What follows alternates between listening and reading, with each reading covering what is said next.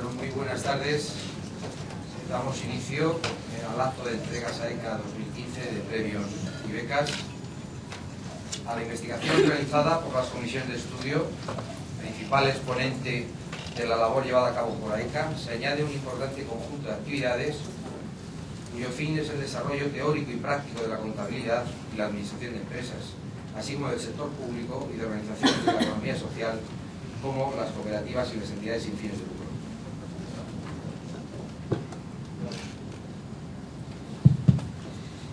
Un claro ejemplo de estas actividades, en los ámbitos de la divulgación del conocimiento, la puesta en valor de las buenas prácticas y la formación de las nuevas promociones de profesionales, son las tres convocatorias que hoy nos reúnen.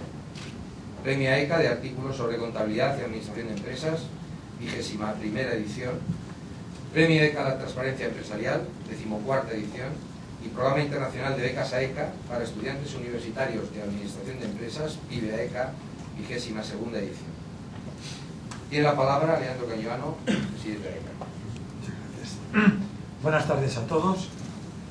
Les agradezco a todos su presencia en este refugio tan agradable, sobre todo cuando se viene paseando por la calle, dada la temperatura reinante.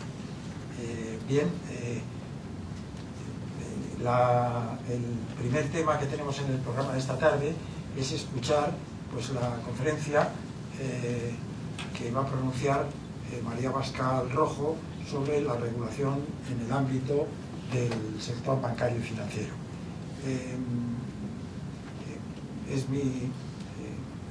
Tengo la satisfacción de presentarles a ustedes, es la persona que se encuentra a mi derecha, y es el economista jefe de Regulación y Políticas Públicas de BBVA durante los últimos 5 años. Su trayectoria profesional es importante, a pesar de la juventud, todo es relativo en la vida, y bajo mi punto de vista pues, es así, y me refugio en ello. Pero previamente a esto, como técnico comercial y economista del Estado, que como saben es uno de los cuerpos distinguidos de la Administración del Estado, desempeñó el puesto de subdirectora general de Estrategia y Análisis Financiero en la Secretaría General del Tesoro del Ministerio de Economía y Hacienda, y anteriormente formó parte del gabinete de presidencia de ICEX España Exportación e Inversiones. Es profesora del Máster en Banca y Regulación Financiera que la Universidad de Navarra viene ya desarrollando durante algunos años y que nos acogió en nuestro pasado congreso pues, con sus magníficas instalaciones y el afecto que siempre los colegas de allí nos profesan. Tiene algunas publicaciones en prensa, documentos de investigación realizados en el ámbito de BBVA, y sus estudios los realizó en la Universidad Complutense de Madrid, que pese a no ser la autónoma, donde desde hace muchos años, digamos, yo creo que dado sus merecimientos que he puesto de manifiesto, se le puede disculpar. María, muchas gracias por estar aquí con nosotros, cuando tú quieras. Bueno, pues muchísimas gracias. Bueno, gracias por la presentación, por las palabras. Quiero agradecer especialmente a AECA la invitación que me hace a participar en este acto importante de entrega de premios y de becas, y agradecer al público la paciencia y el mérito de escuchar las reflexiones sobre la regulación financiera con el calor que hace de veranito ya, pero bueno, espero que sea de utilidad y espero hacerlo lo más ameno posible. La presentación, que creo que es más fácil de seguir.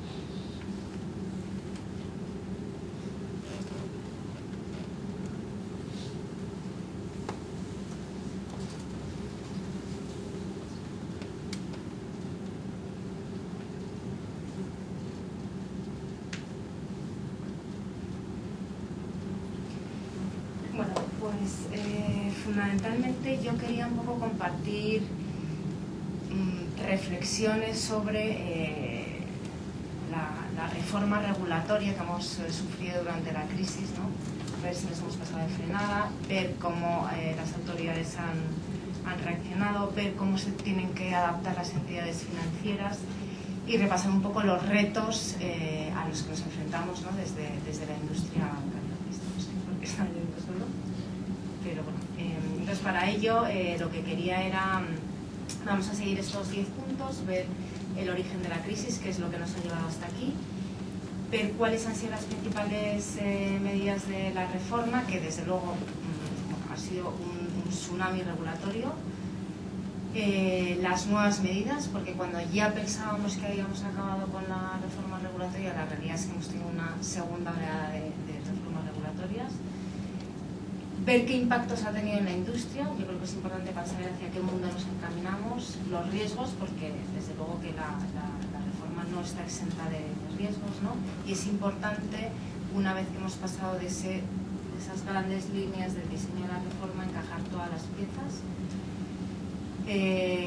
El nuevo foco, o sea, el título de la conferencia es En busca de la estabilidad financiera. Bueno, posiblemente el foco ha estado demasiado puesto en la estabilidad financiera durante estos 7 años y quizás es la hora de darle el paso al crecimiento económico, ¿no?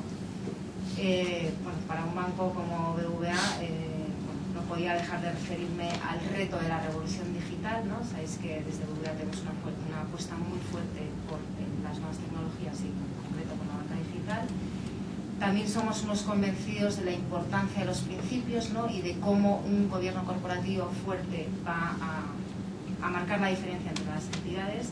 Y luego me gustaría hacer un foco en Europa por ser un caso especial, ¿no? No sé si esta animación, si podemos corregir de alguna forma.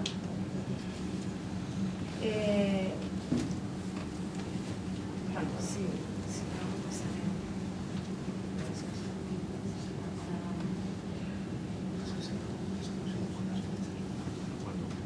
Vale.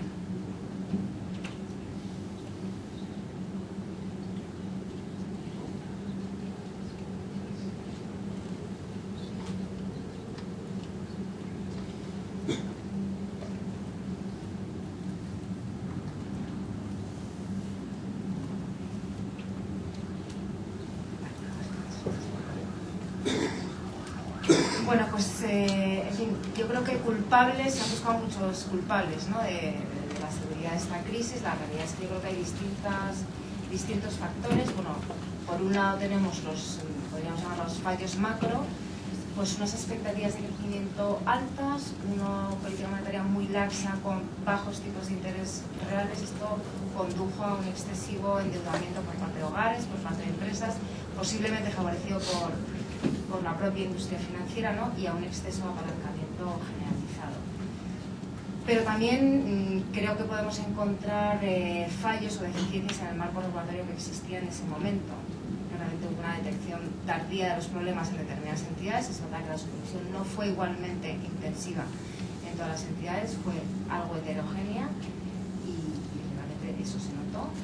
Es verdad que hubo un problema de insuficiencia de capital y de prociclicidad quizás en los requerimientos de capital. También una acumulación fuerte de riesgo sistémico y una interconexión, efectos de desbordamientos a nivel cross-border, ¿no? Por distintos tipos, o sea, desde un Lehman muy interconectado, pero también veíamos casos de riesgo sistémico, quizás con entidades muy pequeñas que jamás hubieras pensado que hubiera tenido ese contagio generalizado por ser una réplica simplemente de modelo de negocio. Otro fallo claro de la regulación es que no contábamos con marcos de gestión de crisis, y la realidad es que cada vez que se producía una crisis bancaria, bueno, pues de alguna forma había que improvisar, no había claridad de normas, no había predictibilidad de la regulación que tenías que aplicar, y dependía mucho de la fortaleza de los tesoros nacionales para poder rescatar o no a esas entidades bancarias. Posiblemente también había una cultura del riesgo deficiente. Todos conocéis los problemas del originate to distribute, las hipotecas subprime y en definitiva pues, una acumulación excesiva de riesgos, ¿no? Y posiblemente también pues el sector tiene que hacer autocrítica y pensar que no siempre hubo las mejores prácticas en la comercialización de productos, con productos complejos y falta de transparencia. Y a todo esto se le añade, yo creo que la particularidad en Europa de pues, la zona euro, desde luego que no tenía los resortes ni los instrumentos suficientes en su marco institucional, en su diseño institucional, para reaccionar a la crisis, ¿no? Tenemos una crisis soberana de una magnitud muy importante, se contagia rápidamente al sector bancario. Como os digo, unas entidades pueden ser rescatadas, otras no, en función de cómo se encuentre en ese momento su tesoro, sus finanzas públicas, ¿no? Dicho de otra forma, y se produce de alguna forma una reacción ciertamente nacionalista por parte de los supervisores nacionales, queriendo proteger la parcela de estabilidad financiera local, y de hecho se llega incluso a incumplir algunos de los principios básicos del funcionamiento de la Unión Europea, como es la libre circulación de capitales, un poco fruto del pánico de los propios supervisores, ¿no? Hasta tal punto que la Comisión Europea tuvo que lanzar una investigación de si se está incumpliendo el tratado, ¿no?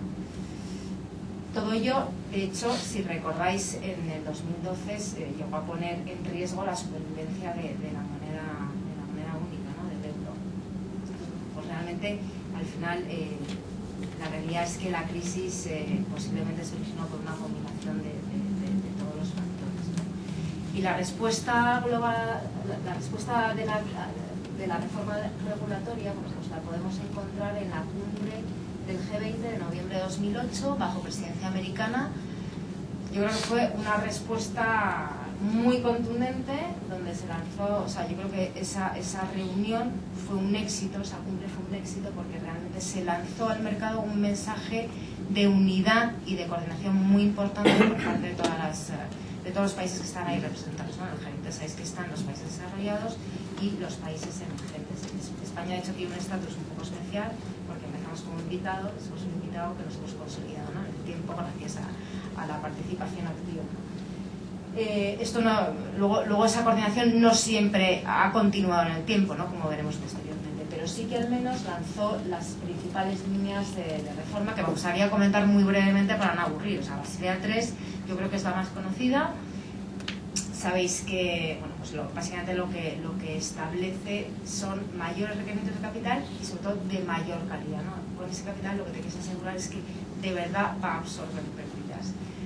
Todas las políticas de riesgo sistémico o de demasiado grande para caer, fundamentalmente lo que quiere es evitar las interconexiones o tener, de alguna forma, asegurar que una entidad, por ser demasiado grande, se va a poder resolver de forma ordenada y sin contagiar al resto del sistema, ¿no? Y para ello, bueno, un poco lo que establece es que se exigen determinados requerimientos a las entidades que se designan como sistémicas globales, como por ejemplo en el caso español es el caso de Santander y BBVA. Pues nos piden requerimientos adicionales de capital, adicionales a los que establece Basilea, unos requerimientos mucho más exigentes en materias de resolución, en materia de reporting, el Risk Data Aggregation, seguro que alguno de los que estáis aquí pues os toca trabajar en ello, ¿no? Y una supervisión mucho más intensiva, ¿no? Se quiere tener un control importante y trabajar en esta parte preventiva. Los marcos de gestión de crisis, lo mismo. Esta es una de las grandes contribuciones de la reforma regulatoria financiera, porque básicamente impone un nuevo paradigma, que es que las pérdidas deben ser absorbidas en primera instancia por los acreedores privados. Esto lo que conlleva es que solo cuando agotes todos los resortes privados se podrá utilizar dinero público, ¿no? Dicho de otra forma, lo que quieres es minimizar al máximo la posibilidad de tener que meter dinero público o proteger a tus contribuyentes, ¿no? La reforma del mercado de derivados OTC básicamente pretende arrojar más transparencia en este mercado, que es muy bilateral, que es muy hecho a medida, por la vía de favorecer que la negociación se haga pues, desde bolsas, en plataformas electrónicas, y que su compensación se haga a través de una cámara central de contrapartida, y que la información de esas negociaciones se reporten a un repositorio central de información. Las reformas estructurales tenemos muchas modalidades. En Estados Unidos se llama Volcker, en Reino Unido Vickers, en Europa tenemos una reforma que es la Banking Structural Reform. Básicamente, o el denominador común sería tratar de separar la banca mayorista de la banca minorista para que las posibles pérdidas que emerjan de la banca mayorista, que puede tomar más riesgos, no contagie a los depósitos que están protegidos por un fondo de garantía de depósitos, ¿no? Un poco de nuevo la filosofía de minimizar minimizar el riesgo sistémico y minimizar el coste contribuyente. Las políticas macroprudenciales también están en la receta de respuesta global, no porque no existiera antes, posiblemente estaba imbuido en otras políticas, pero digamos que con esta crisis lo que se hace es que se explicita de alguna forma la necesidad de contar con esta política, porque se pone manifiesto que con las políticas tradicionales de demanda, política monetaria, política fiscal, no es suficiente para tener controlado la estabilidad financiera. De forma que necesitábamos una política macroprudencial que realmente, quitando un poco la experiencia de países asiáticos y de alguno latinoamericano, pues la realidad es que todavía no contamos con demasiada experiencia, estamos un poco en este proceso de aprendizaje, de prueba y error, y las autoridades se están familiarizando, ¿no? Pero sin duda va a ser uno de los campos en el que vamos a ver más desarrollo en estos años futuros. Las agencias de rating, bueno, pues yo creo que aquí también es bastante conocido, ¿no? Sabéis el problema de dependencia excesiva, de falta de competencia y posiblemente de prociclicidad, ¿no? Como un poco las agencias de rating irán a lo mejor detrás del mercado a la hora de realizar los cambios de rating. Y aquí también, bueno, pues se han hecho una serie de reformas. Yo diría que aquí posiblemente, o sea, aunque se han adoptado medidas y en Europa también hemos tenido cambios legislativos, pues yo diría que los cambios han sido más bien tímidos, ¿no? Que posiblemente todavía no hemos encontrado la solución perfecta. Y por último, la banca en la sombra es indudablemente otra de las preocupaciones de toda la reforma regulatoria, básicamente porque esta presión enorme de este tsunami regulatorio lo que te hace es desviar la actividad financiera o de intervención financiera hacia sectores que están menos regulados o menos supervisados, como es la banca en la sombra, ¿no? Y de hecho, bueno, pues en ello se está trabajando. Como veis, muchas medidas distintas y todas ellas con objetivos comunes: fortalecer la solvencia bancaria, la resistencia de los balances bancarios para afrontar shocks, minimizar el riesgo sistémico, minimizar el coste del contribuyente para que no tengan que ser ellos los que carguen con el coste de los rescates bancarios, y mejorar la resolubilidad, ¿no? Es decir, que de verdad puedas resolver a un banco, ¿no? Llegado el caso. Ahora bien, de nada nos serviría tener toda esta magnífica regulación si luego no se supervisa adecuadamente. Por tanto, o sea, también una de las lecciones es que la mejora de la resolución sin una supervisión verdaderamente efectiva pues no es útil, ¿no? Y en este campo también ha habido pues avances en el ámbito de Basilea con los principios de supervisión efectiva. Pero bueno, como veis, la reforma era muy concreta y hemos estado 7 años trabajando, pero cuando ya pensábamos que habíamos acabado y habíamos entrado en la fase de implementación, que es en la que nos encontramos después de la cumbre de Brisbane de noviembre del año pasado, con la presidencia australiana, pues la realidad es que nos han puesto encima de la mesa de nuevo unas cuantas medidas regulatorias que tienen un enorme calado, ¿no? O sea, podría ser considerada como una segunda oleada que, de hecho, no vamos a negar que tiene un poquito preocupada a la industria bancaria, ¿no? Porque bueno, ya estábamos un poco adaptándonos a Basilea 3, nos introducen nuevas reformas como el TLAC, que no sé si lo conocéis, pero es un nuevo colchón de absorción de pérdidas para los bancos sistémicos. Básicamente aquí la filosofía que hay detrás es que cuando una entidad tenga problemas tenga el doble de capital, ¿no? Entonces, además de los niveles de capital que exige Basilea 3, a las entidades que son sistémicas globales se le piden unos colchones adicionales.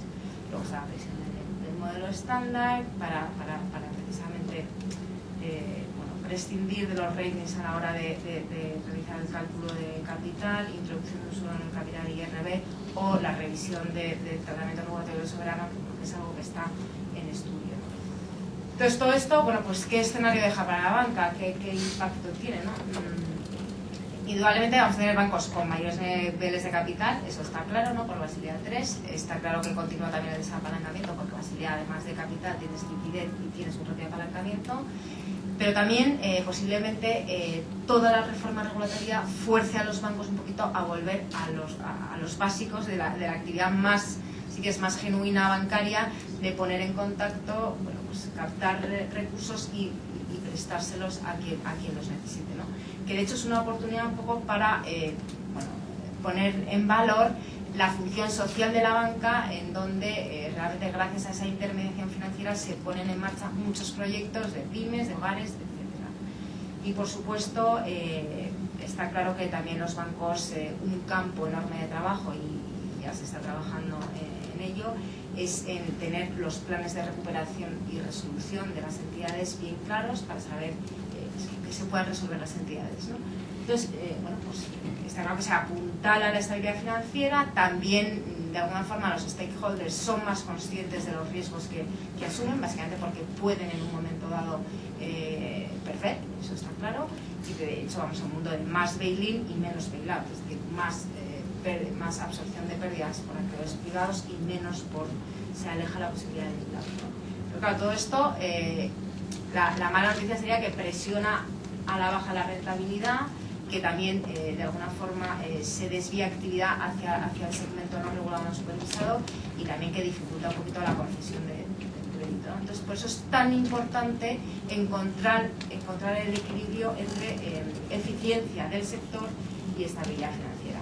Entonces, para hacerlo más complicado, esto es como una sopa de letras donde tenemos la BRRD, el TILAC, EVA.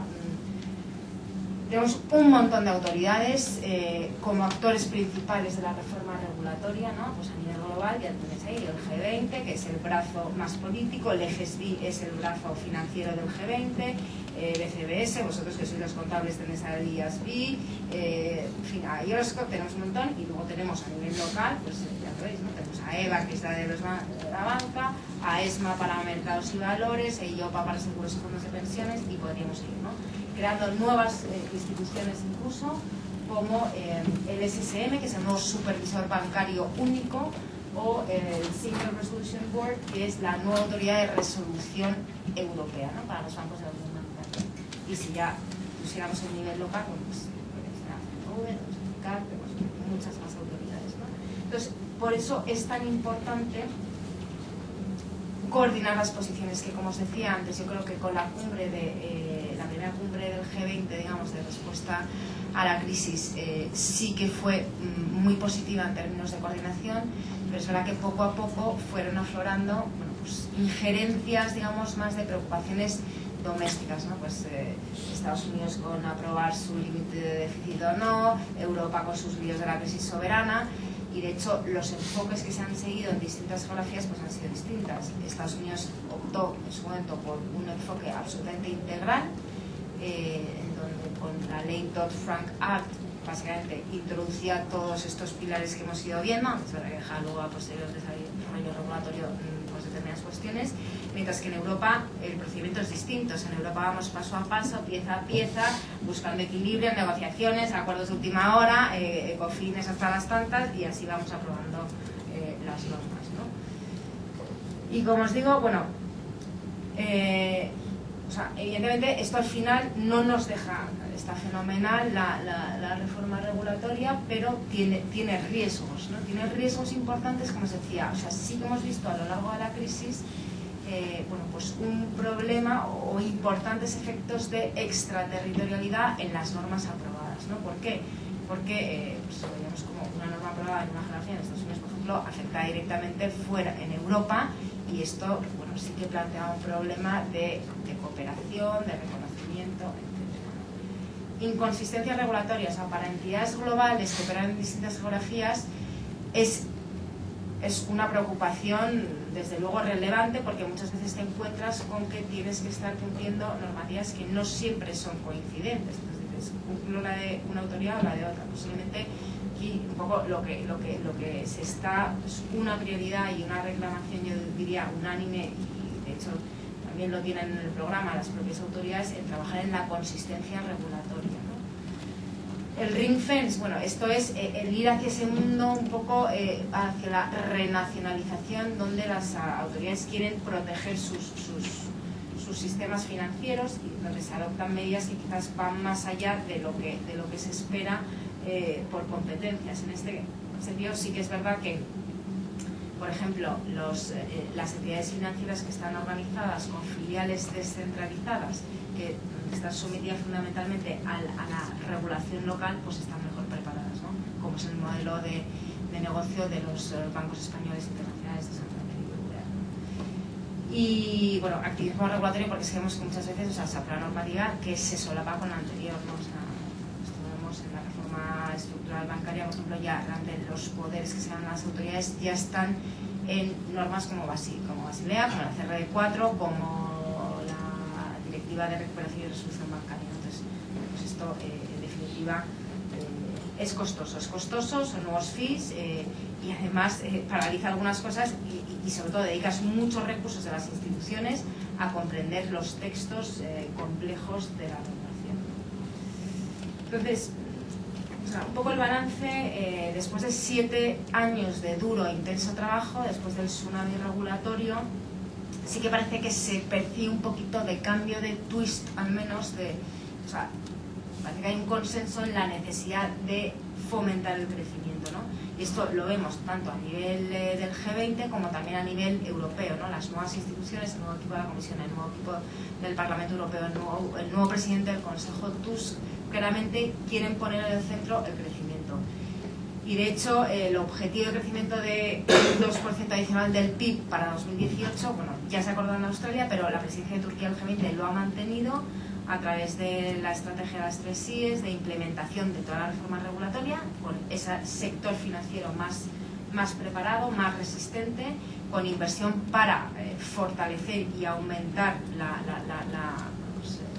el potencial de crecimiento y con inclusión con temas de sostenibilidad, de energía y demás, ¿no? Y aquí claramente bueno, pues es importante que esa implementación de toda la norma se haga de forma coordinada y consistente entre países, y también que se le dé estabilidad a la regulación, porque si no, en definitiva, se convierte en un freno, ¿no? Y entre los retos que tiene el sector, bueno, pues nosotros pensamos que el sistema financiero tiene una ventaja competitiva, a lo mejor frente a los nuevos players, que es la enorme cantidad de información que tenemos, ¿no? Pues aquí el reto es utilizarla, o que te dejen utilizarla, para poder ofrecer unos servicios de más valor para el cliente, ¿no? Es verdad que ya hay muchos nuevos players, no solamente en los medios de pagos, que son los más habituales, ¿no? También en actividades más core, de intermediación, el crowdfunding, el peer-to-peer, y lo importante es que exista un level playing field, ¿no? Bueno, pues que las nuevas tecnologías que se permiten aplicar a estos nuevos jugadores también se pueden utilizar desde los intermediarios más tradicionales. Nosotros, en fin, somos unos convencidos de que efectivamente esto va a permitir ofrecer, como os digo, unos servicios más tailor-made, que permita, de hecho, tomar unas decisiones financieras mejores al cliente. De hecho, es algo que te está pidiendo también, o sea, en el mundo digital, de los nativos digitales, donde en cualquier industria te piden acceso las 24 horas al día, 7 días a la semana, pues en el mundo financiero ocurre lo mismo, ¿no? No es una excepción. Y pensamos que además es una palanca necesaria para ganar eficiencia en este entorno tan complicado de bajos tipos de interés y de enorme presión regulatoria, ¿no? Como os decía antes, la importancia del gobierno corporativo pues es algo que está claro, ¿no? La importancia de los principios y bueno, un poco los pilares que definirían la estrategia del gobierno corporativo serían transparencia, integridad, prudencia, pero esto es algo que tiene que venir, o sea, que tiene que caer en toda la organización, tiene que empezar desde arriba, desde el top management, dando ejemplo, con liderazgo y que cale en toda la organización. Por supuesto, tiene que contar con una enorme competencia profesional y con el liderazgo.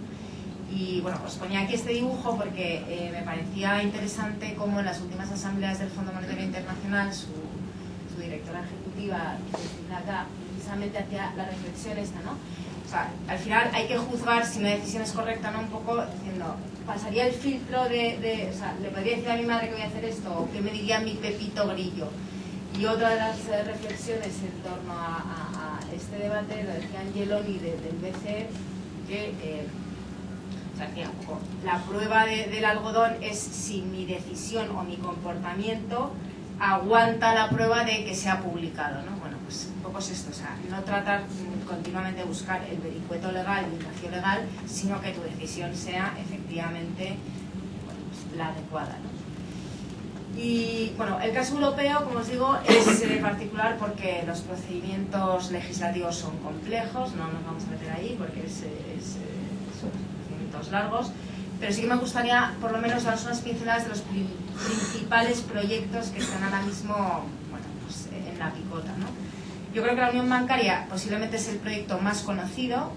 Para mí, yo soy fan total de la Unión Bancaria, creo que ha sido un éxito tremendo, un éxito y posiblemente un hito comparable a la creación del euro. Es el hito en el que se produce una transferencia de soberanía de la misma magnitud que con la creación del euro, ¿no?